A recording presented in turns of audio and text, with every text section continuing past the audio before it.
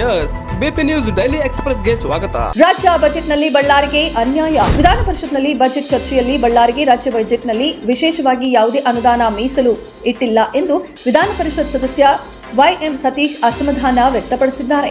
ಬಜೆಟ್ನಲ್ಲಿ ಅನುದಾನ ಕೊಡಿ ಎಂದು ಕೇಳಿದ್ರೆ ನಿಮಗೆ ಡಿಎಂಎಫ್ ಅನುದಾನ ಇದೆ, ಕೆಎಂಇಆರ್ ಸಿ ಅನುದಾನ ಇದೆ ಎಂದು ಹೇಳ್ತಾರೆ. ಆದರೆ ಅದು ಸಂಡೂರಿಗೆ ಮಾತ್ರ ಸೀಮಿತವಾಗಿದೆ.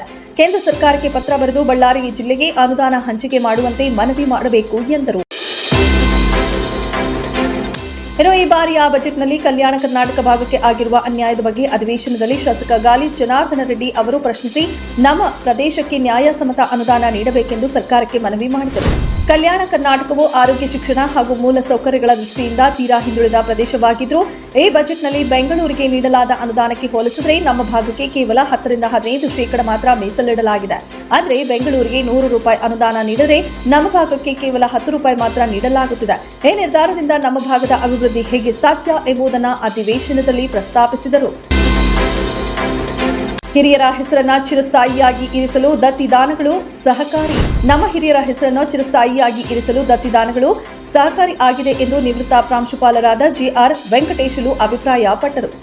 ಕಸಾಪ ಜಿಲ್ಲಾ ಘಟಕ ಮತ್ತು ಶ್ರೀ ಶರಗರೇಶ್ವರ ಶಿಕ್ಷಣ ಮಹಾವಿದ್ಯಾಲಯದಲ್ಲಿ ಗುರುವಾರ ಹಮ್ಮಿಕೊಂಡಿದ್ದ ಶ್ರೀ ಚೆಳ್ಳೆಗುರ್ಕಿ ಎರ್ರಿಸ್ವಾಮಿ ಸ್ಮಾರಕ ದತ್ತಿ ದಿವಂಗತ ಗುರ್ರಂ ಸಾಕಮ್ಮ ಮತ್ತು ರಾಮಯ್ಯ ದತ್ತಿ ಹಾಗೂ ದಿವಂಗತ ಎನ್ ಮುರುಗೇಂದ್ರಪ್ಪ ಮತ್ತು ಎನ್ ಸರ್ವಮಂಗಳಮ್ಮ ದತ್ತಿ ಕಾರ್ಯಕ್ರಮವನ್ನು ಉದ್ಘಾಟಿಸಿ ಮಾತನಾಡಿದ ಅವರು, ನಾನು ತೆಲುಗು ಮಾತೃಭಾಷೆಯವನಾಗಿದ್ದರೂ ನನಗೆ ವೃತ್ತಿ ಜೀವನಕ್ಕೆ ಅವಕಾಶ ಕಲ್ಪಿಸಿಕೊಟ್ಟಿದ್ದು ಕನ್ನಡ ತಾಯಿ. ಹಾಗಾಗಿ ನಾನು ಕನ್ನಡ ಸಾಹಿತ್ಯ ಪರಿಷತ್ತಿಗೆ ನನ್ನ ತಂದೆ ತಾಯಿಯವರ ಹೆಸರಿನಲ್ಲಿ ಪರಿಷತ್ತಿಗೆ ದತ್ತಿ ನೀಡಿರುವೆ. ಭಾಷಾ ಬಾಂಧವ್ಯಕ್ಕೆ ಬಳ್ಳಾರಿ ಜಿಲ್ಲೆ ಹೆಸರುವಾಸಿಯಾಗಿದೆ ಎಂದು ಜಿಆರ್ ವೆಂಕಟೇಶ್ ತಿಳಿಸಿದರು. ಸ್ಪರ್ಧಾತ್ಮಕ ಪರೀಕ್ಷೆ ಕುರಿತು ಮೋಖಾ ಪಿಎಸ್ಐ ಕಾಳಿಂಗ ಅವರಿಂದ ಮಾರ್ಗದರ್ಶನ. ಬಳ್ಳಾರಿ ತಾಲೂಕಿನ ಮೋಖಾ ಗ್ರಾಮದಲ್ಲಿನ ಸರ್ಕಾರಿ ಪ್ರಥಮ ದರ್ಜೆ ಕಾಲೇಜು ವಿದ್ಯಾರ್ಥಿಗಳಿಗೆ ಸ್ಪರ್ಧಾತ್ಮಕ ಪರೀಕ್ಷೆಗಳಿಗೆ ಯಾವ ರೀತಿ ತಯಾರಿ ನಡೆಸಬೇಕೆಂದು ಮೋಖಾ ಪೊಲೀಸ್ ಠಾಣೆಯ ಪಿಎಸ್ಐ ಕಾಳಿಂಗ ಅವರು ಮಾರ್ಗದರ್ಶನ ನೀಡಿದರು. ಸರ್ಕಾರ ಮಹಿಳೆಯರಿಗೆ ಒಳ್ಳೆಯ ಯೋಜನೆ ತಂದಿದೆ, ಉಪಯೋಗ ಮಾಡಿಕೊಳ್ಳಿ. ಪಿಡಿಒ ರಮೇಶ್.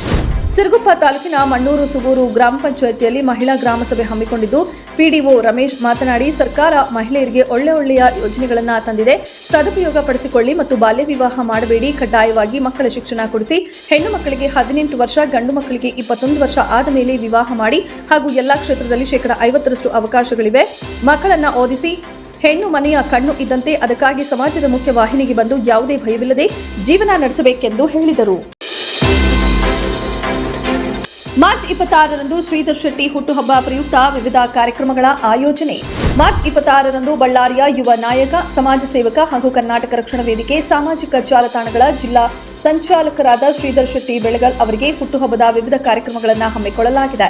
ಹುಟ್ಟುಹಬ್ಬದ ಪ್ರಯುಕ್ತ ಶ್ರೀಧರ್ ಶೆಟ್ಟಿ ಗೆಳೆಯರ ವತಿಯಿಂದ 500 ಸಸಿಗಳ ವಿತರಣೆ, ಸೂರ್ಯ ಅನಾಥಾಶ್ರಮದಲ್ಲಿ ಅನ್ನ ಸಂತರ್ಪಣೆ, ಸರ್ಕಾರಿ ಶಾಲೆಗಳಿಗೆ ಪುಸ್ತಕ ವಿತರಣೆ ಕಾರ್ಯಕ್ರಮ ಸೇರಿದಂತೆ ಮತ್ತಿತರ ಕಾರ್ಯಕ್ರಮ ಹಮ್ಮಿಕೊಳ್ಳಲಾಗಿದೆ.